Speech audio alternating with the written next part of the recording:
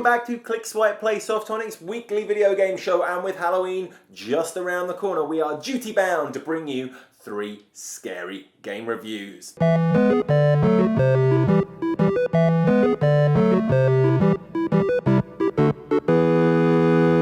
But instead of looking at recent scary games like Soma and Nevermind, both of which scared the socks off and you can find reviews for on the site right now, we are going to dive back into the history of horror gaming. After much deliberation, I settled on Outlast for my choice of game, which is actually the most recent title on the list. And it wasn't the world that scared me for this one, but its nightmarish characters. Playing as an investigative journalist, you follow a lead to a dilapidated, rundown mental institution.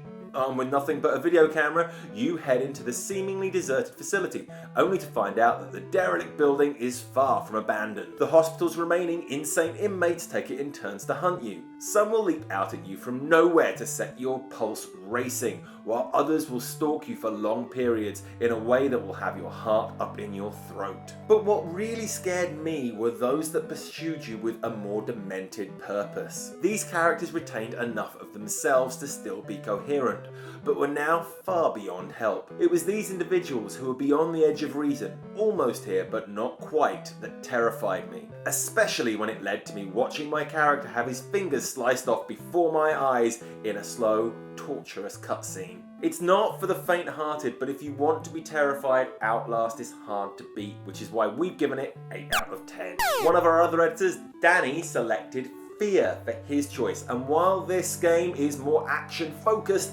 it is no less scary. Developed by Monolith, this game maintains many of the company's wacky, over-the-top gunplay elements, making every battle feel crazy. Taking on intelligent AI characters, you will have to regularly change up your tactics, as your opponents constantly flank and outmaneuver you. Luckily, you have many tools at your disposal, including a slow motion ability that allows you to grind time to a halt in order to shoot grenades out of the air. And there's nothing quite like watching a room full of enemies be taken out by their own grenade, especially when accompanied by F.E.A.R's fantastic audio design. But it's not just action, and F.E.A.R takes a lot of inspiration from Asian horror. Alma, one of the game's main enemies, feels like she was lifted straight out of the Japanese movie The Ring, and she's not above sneaking up behind you for a good jump scare. Even though F.E.A.R has 2 sequels, the original is still the best, which is why Danny has given the game a 9 out of 10. Our editor Maria has gone really old school for her choice of scary game. While Resident Evil is considered by many to be the grandfather of survival horror, there were a few games that came before it,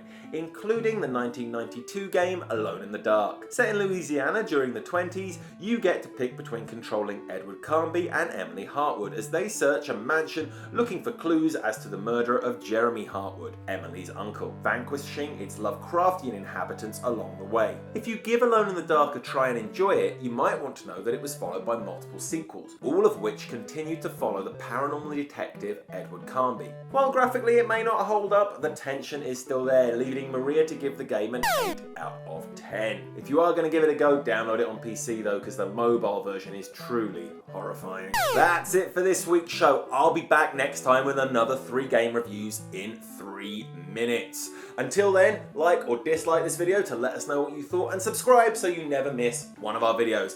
I'll see you next week.